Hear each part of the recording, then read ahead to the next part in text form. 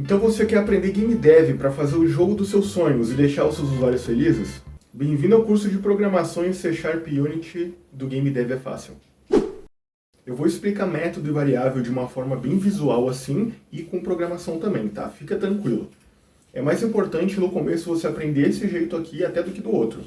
Então essa caixinha aqui é a minha variável, tá? Então não é esse papel aqui, é essa caixa.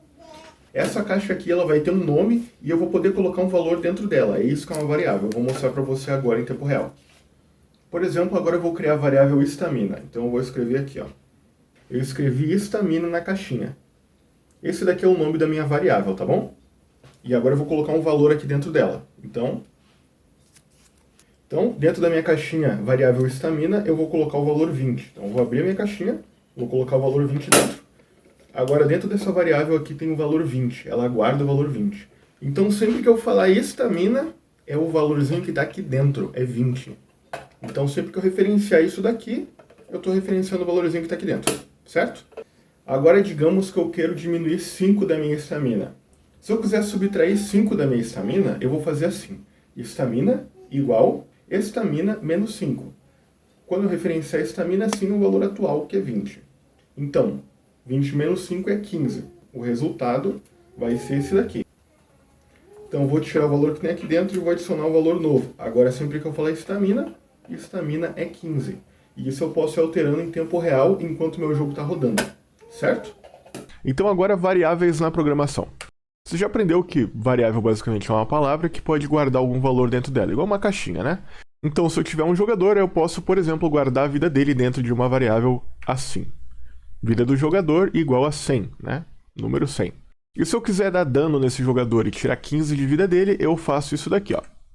A vida do jogador é igual a vida do jogador menos 15. Ou seja, ele vai pegar esse valor atual aqui da linha de cima, menos 15, e vai salvar esse novo valor aqui dentro, certo? É isso aí que vai acontecer.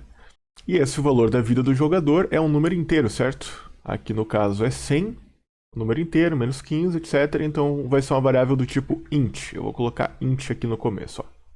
Existem outros tipos de variáveis sem ser números inteiros, né? Eu posso ter, por exemplo, a vida do jogador em float, né? Um floating point, que é basicamente um número e você pode botar um número com um pontinho aqui, com vírgula, né? E você ir passando. Então pode ser 100 se o ponto estiver aqui. Se eu colocar o ponto aqui vai ser 10. Se eu colocar aqui vai ser 1. Se eu colocar aqui vai ser 0.1, certo?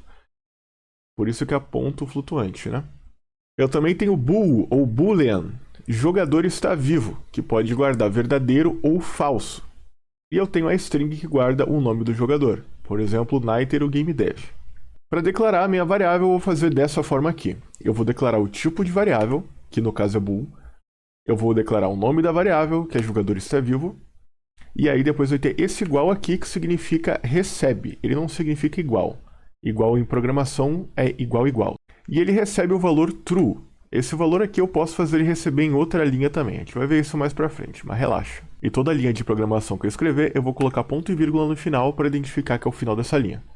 E como você pode ver, alguns valores são declarados de forma diferente.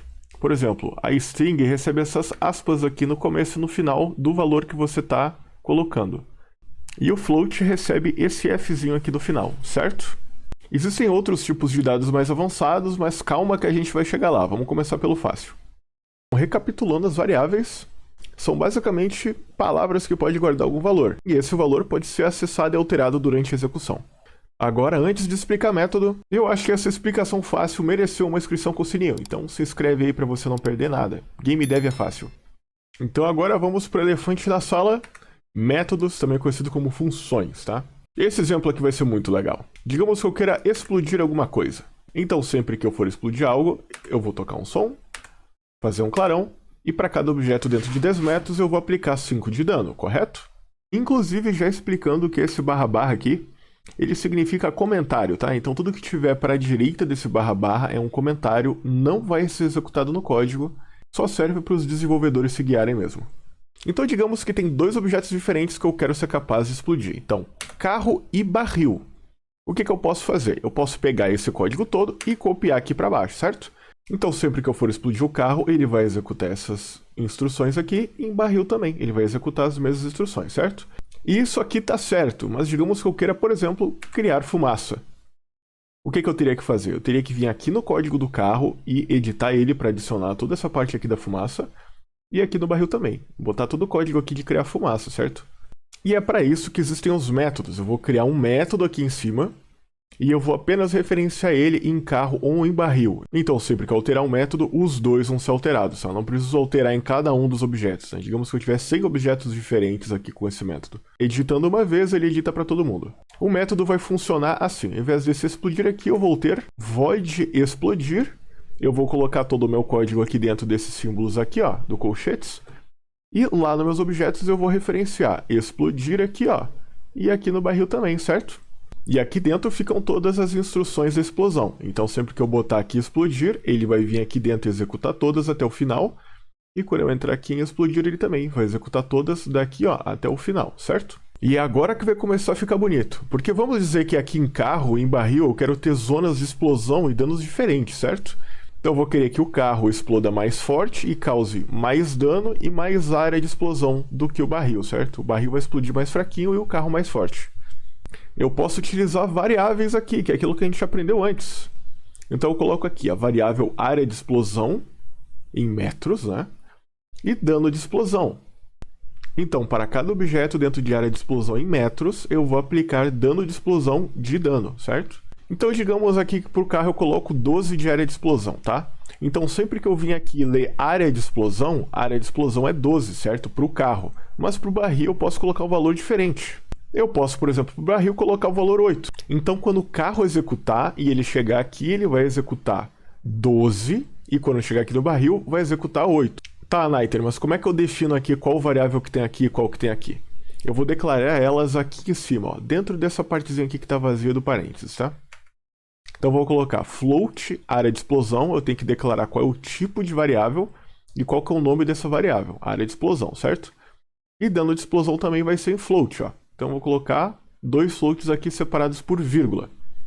E aqui embaixo eu vou poder colocar o valor que eu quero. Então, eu coloco aqui, ó, 12,15 e aqui 8,10. Então, área de explosão, vírgula, dano de explosão, 12,15 ou 8,10.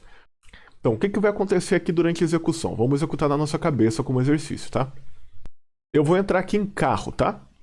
Carro vai enviar 12 e 15 para essas variáveis aqui. Então, área de explosão vai ser 12 e dano de explosão vai ser 15. Ele vai tocar um som, fazer um clarão, criar fumaça. E para cada objeto dentro de 12, que eu enviei para cá, metros, ele vai aplicar dano de explosão que vai ser 15 para cada um desses objetos. Caso eu entre em barril, vai ser a mesma coisa. Eu vou entrar aqui em explodir e vou enviar 8 e 10 para cá para cima. 8 aqui, 10 aqui, certo? Então eu vou tocar um som, emitir o clarão, criar fumaça e para cada objeto dentro de 8 metros, que é o valor que eu enviei para cá, ele vai executar 10 de dano, que é o valor que eu enviei aqui para cima, certo? Mas a função não faz só isso, ela consegue executar qualquer coisa aqui dentro, certo? Qualquer coisa que eu colocar aqui, ela consegue executar, desde que eu escreva certo, tá? Então vamos ao exemplo lá do começo. Digamos que eu quero pegar um nome para o meu personagem. Então eu vou criar um método gerar nome aleatório, certo? Eu vou colocar lá void, gerar nome aleatório, parênteses aqui e colchetes. E aqui dentro eu vou executar meu código, certo? Então aqui eu declarei string nome aleatório com valor vazio.